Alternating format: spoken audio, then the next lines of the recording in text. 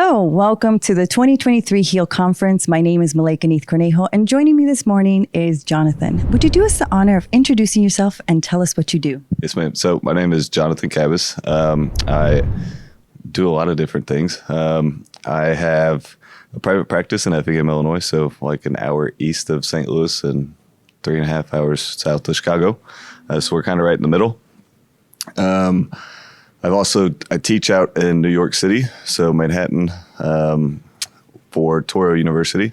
And I also counsel within St. Anthony Grade School back home and high school, run groups, mentor them, and work with the public health department in Effingham County. So we were actually in like the New York Times during COVID because we had the highest amount of COVID cases within the area. So it's a tight-knit rural community. I've traveled and taught at K-Crep universities, Carbondale, McKendree, Eastern Illinois, and then kind of just had the pull to get, it was either move to New York or come back home and I guess to my home and work with the community.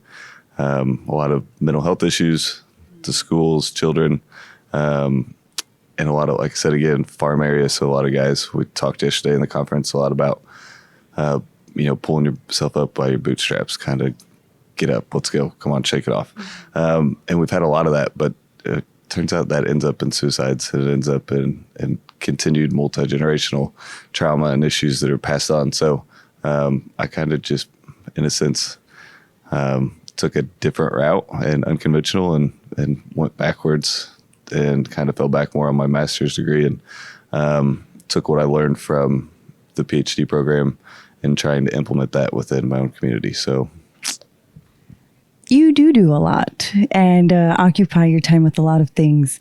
Now, when did the journey in education begin?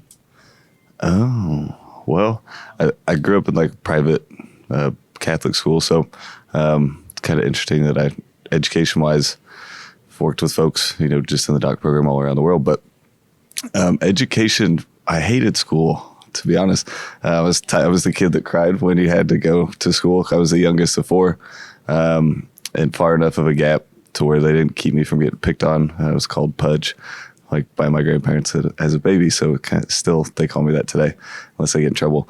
But I had a 5th grade teacher that told me to sit down, shut up, and that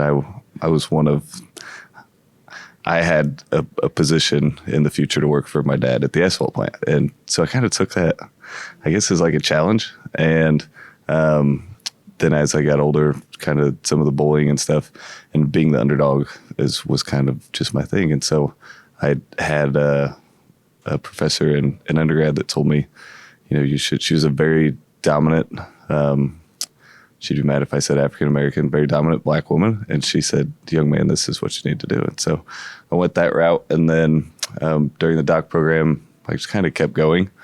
Worked in East St. Louis for 2.5 years and severe residential for 2.5 years. And then I saw gaps just in the clinician area. Efficacy wasn't there. It was kind of just passing children along. And so I didn't like that. Went back to school. Then I had a real bad accident. And that's where kind of education turned for me.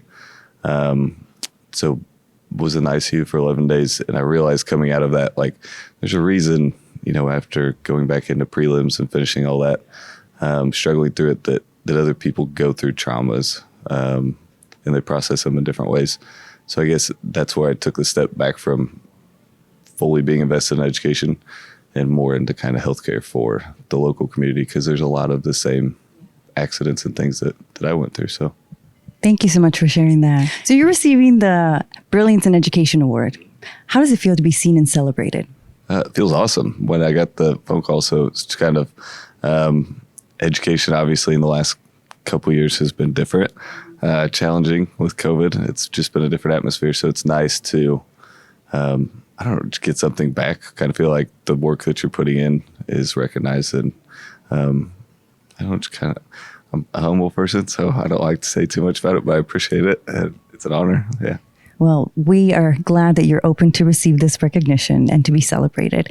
Tell us, how do we stay connected with you if we want to learn more about what you're doing? Yeah.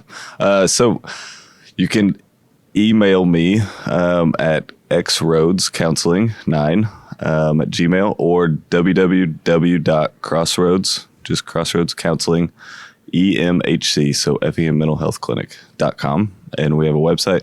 Don't judge it. I built it on my own. So Wix helps you do that. But it's another area where I'm trying to kind of expand and learn a little bit. So check us out and send us a message or donate, whichever.